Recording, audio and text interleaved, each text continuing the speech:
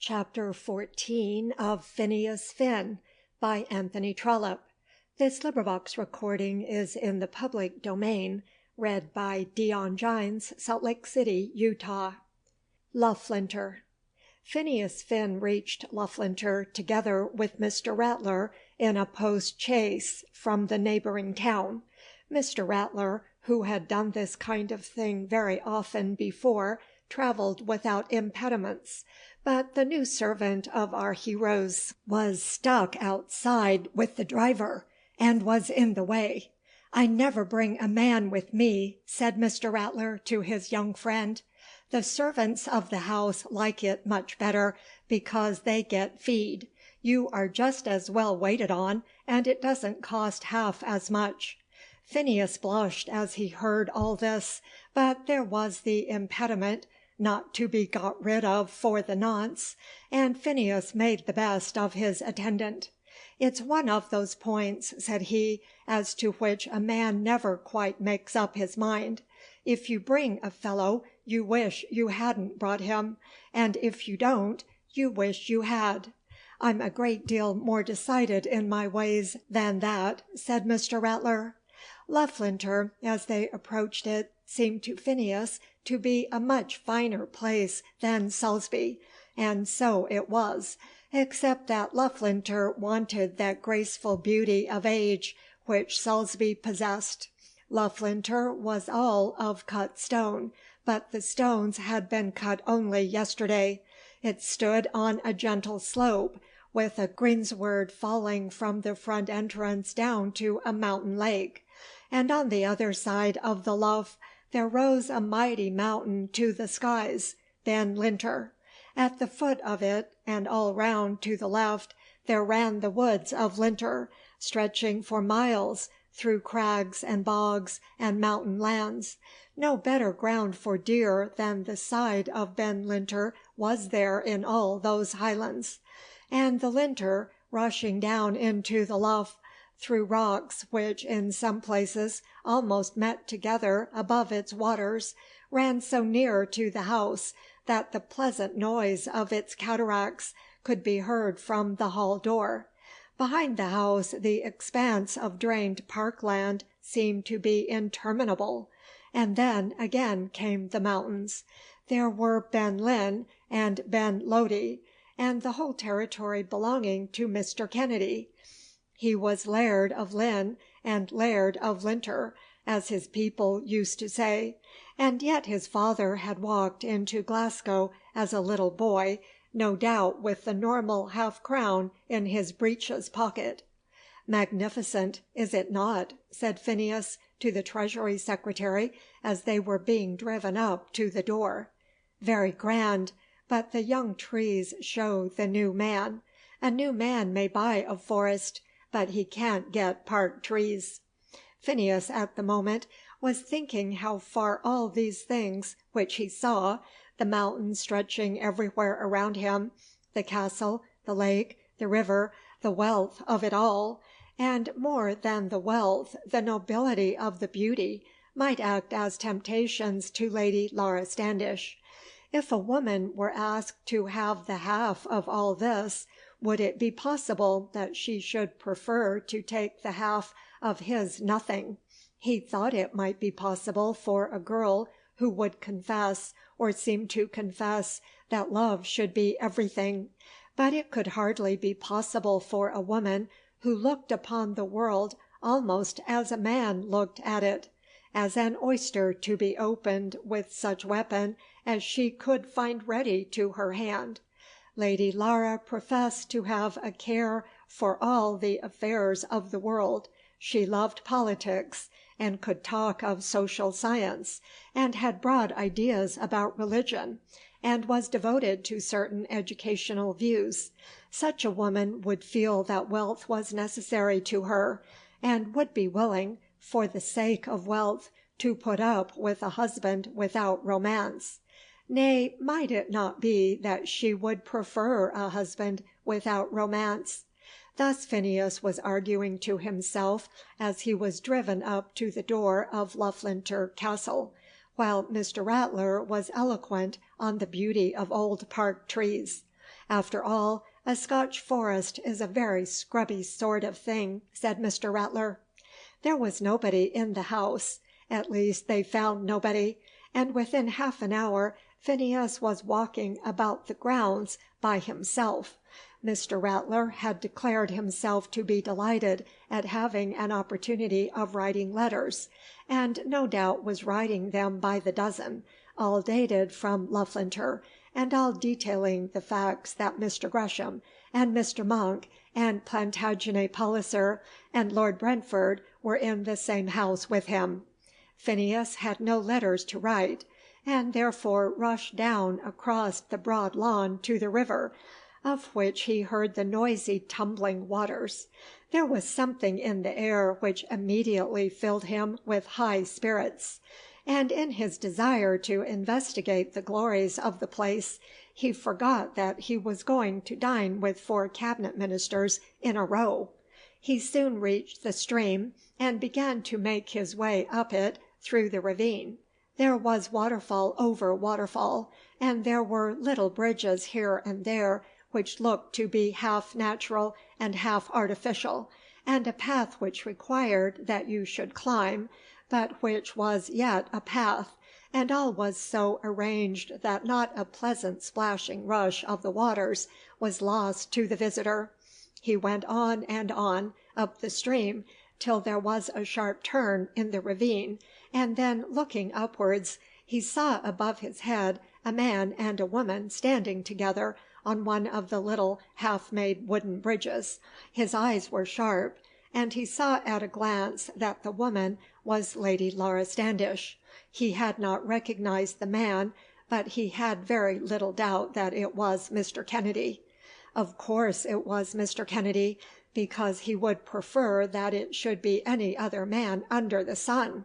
He would have turned back at once if he had thought that he could have done so without being observed, but he felt sure that, standing as they were, they must have observed him. He did not like to join them. He could not intrude himself, so he remained still and began to throw stones into the river. But he had not thrown above a stone or two when he was called from above. He looked up, and then he perceived that the man who called him was his host. Of course it was Mr. Kennedy. Thereupon he ceased to throw stones, and went up the path and joined them upon the bridge. Mr. Kennedy stepped forward and bade him welcome to Loughlinter. His manner was less cold, and he seemed to have more words at command than was usual with him. "You have not been long," he said, "in finding out the most beautiful spot about the place." "Is it not lovely?" said Laura. "We have not been here an hour yet, and Mr. Kennedy insisted on bringing me here." "It is wonderfully beautiful," said Phineas. "It is this very spot where we now stand that made me build the house where it is," said Mr. Kennedy, "and I was only 18 when I stood here and made up my mind. That is just 25 years ago." "So he is 43, said Phineas to himself, thinking how glorious it was to be only 25. "And within 12 months," continued Mr. Kennedy, "the foundations were being dug, and the stone-cutters were at work." "What a good-natured man your father must have been," said Lady Laura.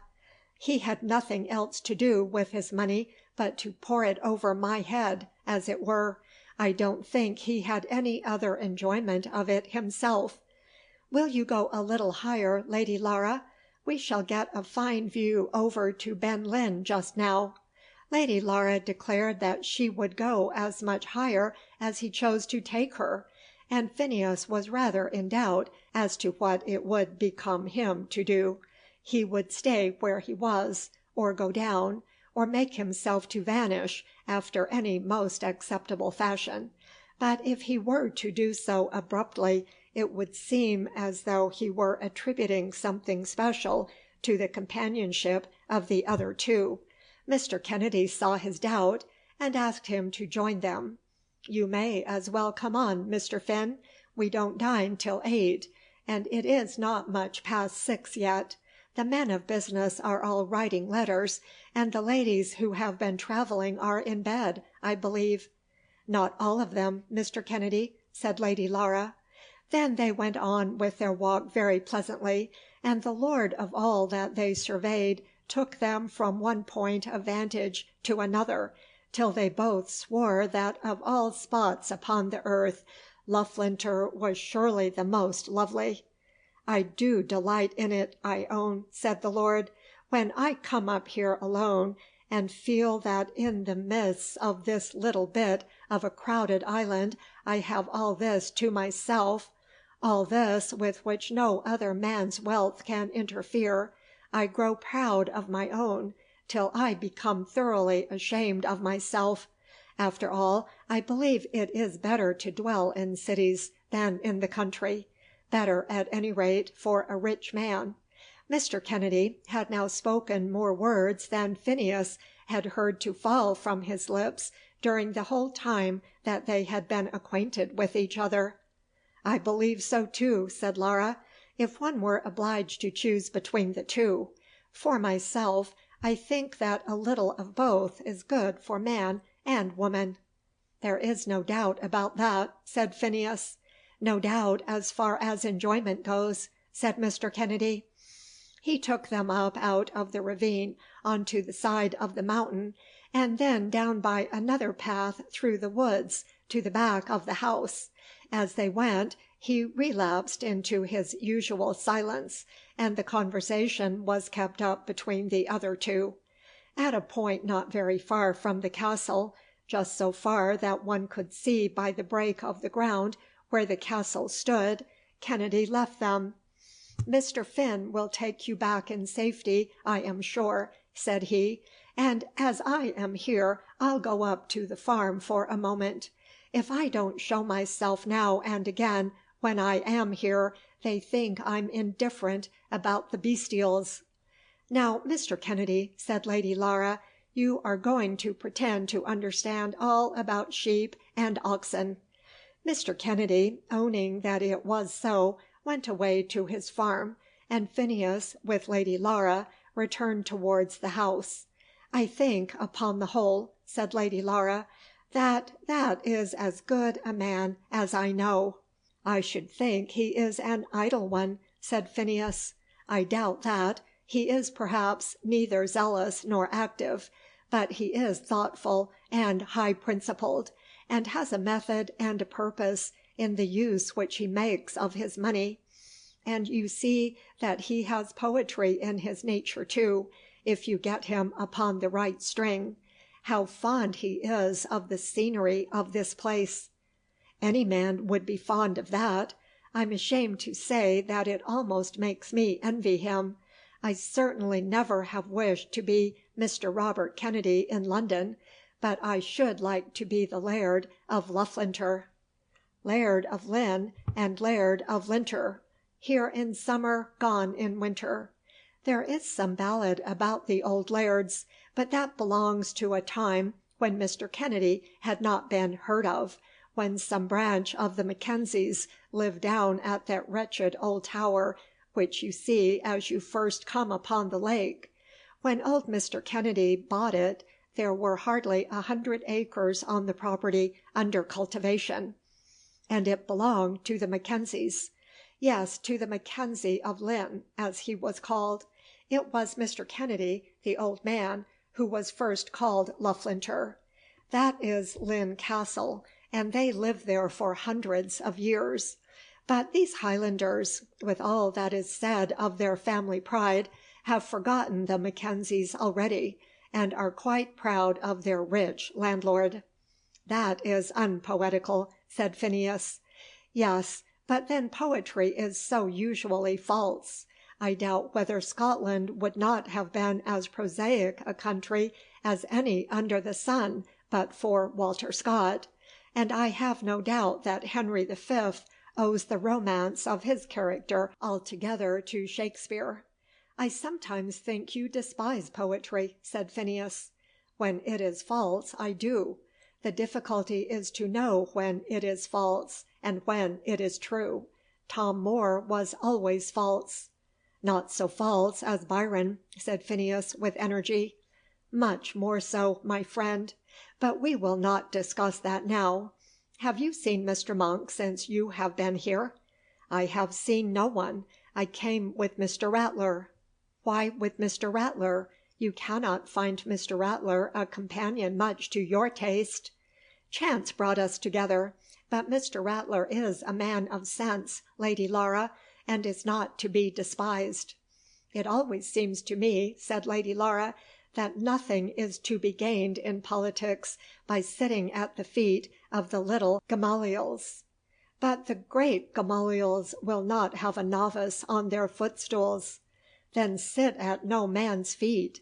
Is it not astonishing that the price generally put upon any article by the world is that which the owner puts on it? And that this is specially true of a man's own self. If you herd with Rattler, men will take it for granted that you are a Rattlerite, and no more. If you consort with Greshams and Pallisers, you will equally be supposed to know your own place." "I never knew a Mentor," said Phineas, "so apt as you are to fill his Telemachus with pride.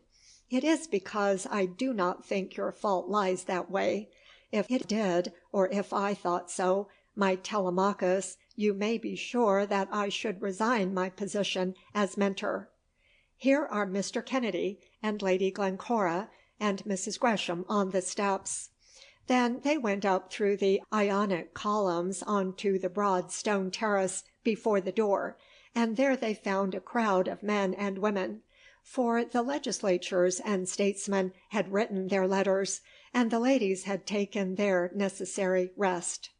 Phineas, as he was dressing, considered deeply all that Lady Laura had said to him, not so much with reference to the advice which she had given him, though that also was of importance, as to the fact that it had been given by her.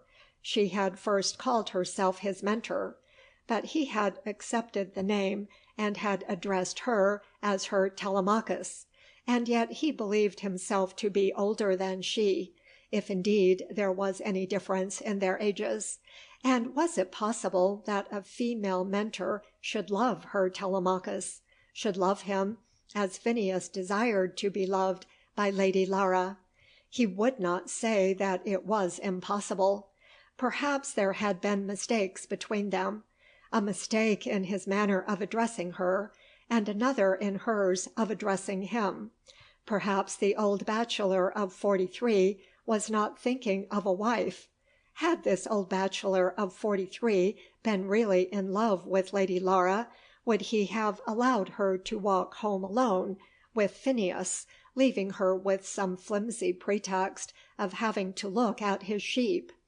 Phineas resolved that he must at any rate play out his game, whether he were to lose it or to win it, and in playing it he must, if possible, drop something of that Mentor and Telemachus style of conversation.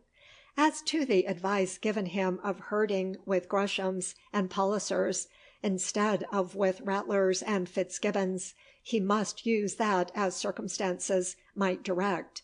To him, himself, as he thought of it all, it was sufficiently astonishing that even the Rattlers and Fitzgibbons should admit him among them as one of themselves. When I think of my father and of the old house at Killaloe, and remember that hitherto I have done nothing myself, I cannot understand how it is that I should be at Loughlinter. There was only one way of understanding it. If Lady Laura really loved him, the riddle might be read.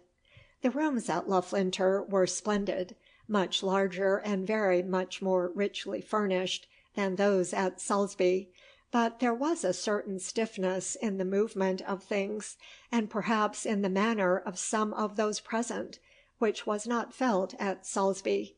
Phineas at once missed the grace and prettiness and cheery audacity of Violet Effingham, and felt at the same time that Violet Effingham would be out of her element at Loughlinter.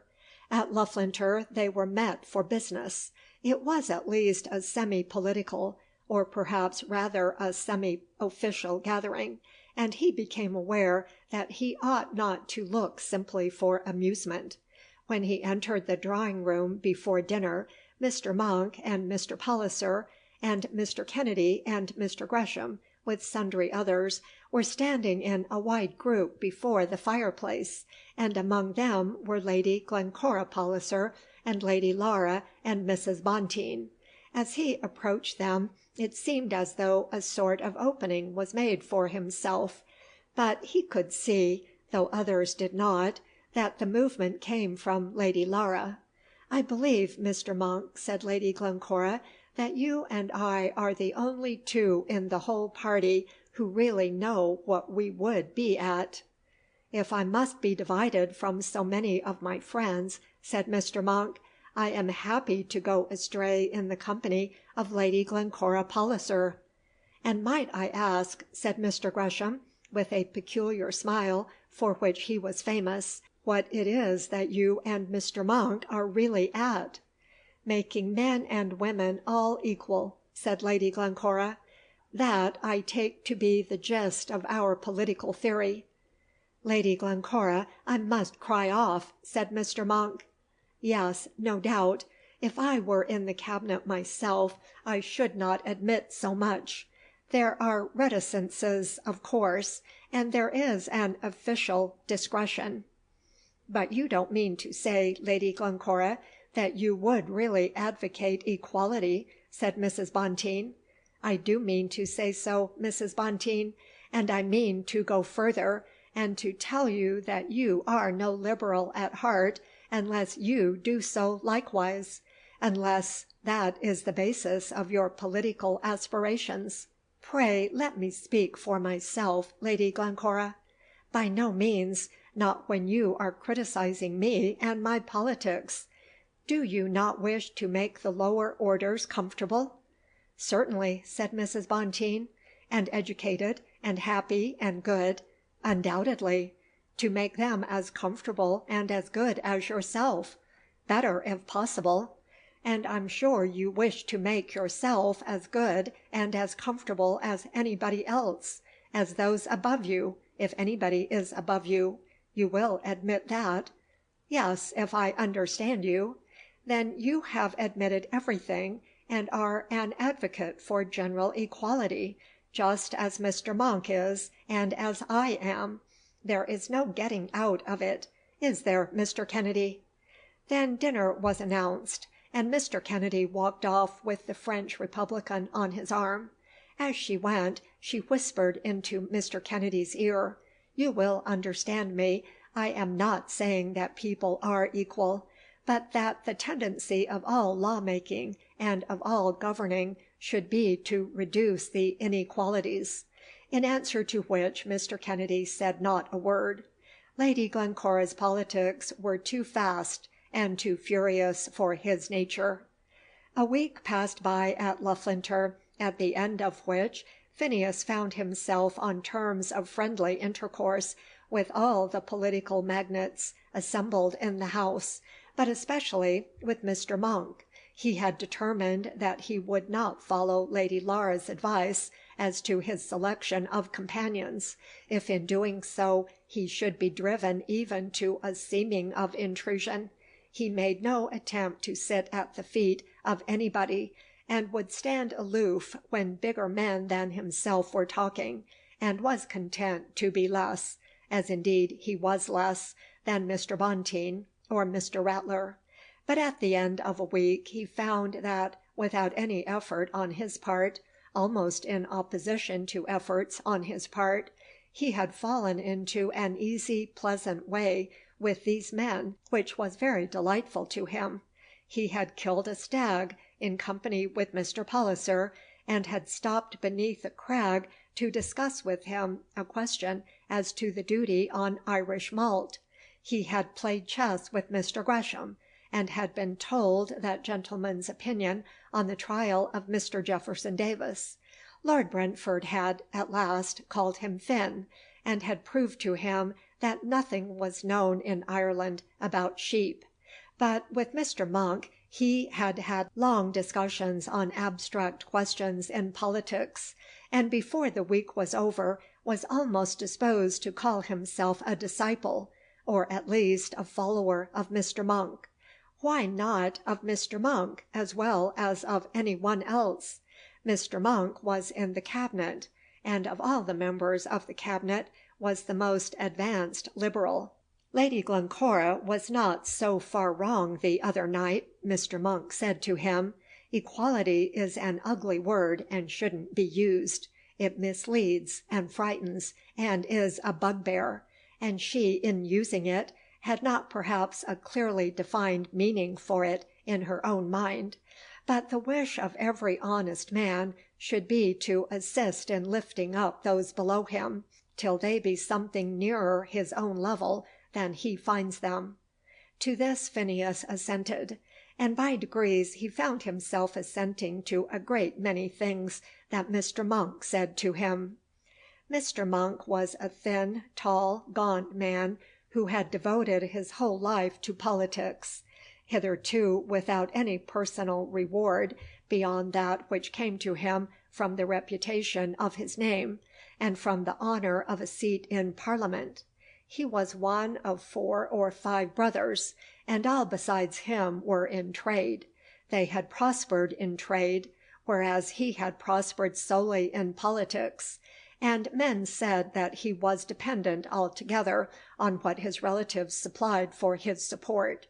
He had now been in Parliament for more than 20 years, and had been known not only as a Radical, but as a Democrat. 10 years since, when he had risen to fame, but not to repute, among the men who then governed England, nobody dreamed that Joshua Monk would ever be a paid servant of the Crown. He had inveighed against one minister after another, as though they all deserved impeachment. He had advocated political doctrines which at the time seemed to be altogether at variance with any possibility of governing according to English rules of government. He had been regarded as a pestilent thorn in the sides of all ministers. But now he was a member of the Cabinet, and those whom he had terrified in the old days began to find that he was not so much unlike other men. There are but few horses which you cannot put into harness, and those of the highest spirit will generally do your work the best. Phineas, who had his eyes about him, thought that he could perceive that Mr. Palliser did not shoot a deer with Mr. Rattler, and that Mr. Gresham played no chess with Mr. Bonteen. Bonteen, indeed, was a noisy, pushing man whom nobody seemed to like, and Phineas wondered why he should be at Loughlinter, and why he should be in office. His friend Lawrence Fitzgibbon had indeed once endeavoured to explain this. A man who can vote hard, as I call it, and who will speak a few words now and then as they're wanted, without any ambition that way, may always have his price, and if he has a pretty wife into the bargain, he ought to have a pleasant time of it. Mr. Rattler, no doubt, was a very useful man, who thoroughly knew his business, but yet, as it seemed to Phineas, no very great distinction was shown to Mr. Rattler at Loughlinter. If I got as high as that, he said to himself, I should think myself a miracle of luck. And yet nobody seems to think anything of Rattler. It is all nothing, unless one can go to the very top. I believe I did right to accept office, Mr. Monk said to him one day, as they sat together on a rock close by one of the little bridges over the Linter. Indeed, unless a man does so when the bonds of the office tendered to him are made compatible with his own views, he declines to proceed on the open path towards the prosecution of those views. A man who is combating one ministry after another, and striving to imbue those ministers with his convictions, can hardly decline to become a minister himself when he finds that those convictions of his own are henceforth, or at least for some time to come, to be the ministerial convictions of the day. Do you follow me?" "Very clearly," said Phineas. "You would have denied your own children had you refused." "Unless, indeed, a man were to feel that he was in some way unfitted for office work. I very nearly provided for myself an escape on that plea, but when I came to sift it, I thought that it would be false. But let me tell you that the delight of political life is altogether in opposition. Why, it is freedom against slavery, fire against clay, movement against stagnation. The very inaccuracy which is permitted to opposition is in itself a charm worth more than all the patronage and all the prestige of ministerial power. You'll try them both, and then say if you do not agree with me. Give me the full swing of the benches below the gangway, where I needed to care for no one, and could always enjoy myself on my legs as long as I felt that I was true to those who sent me there. That is all over now. They have got me into harness, and my shoulders are sore. The oats, however, are of the best, and the hay is unexceptionable." End of chapter 14.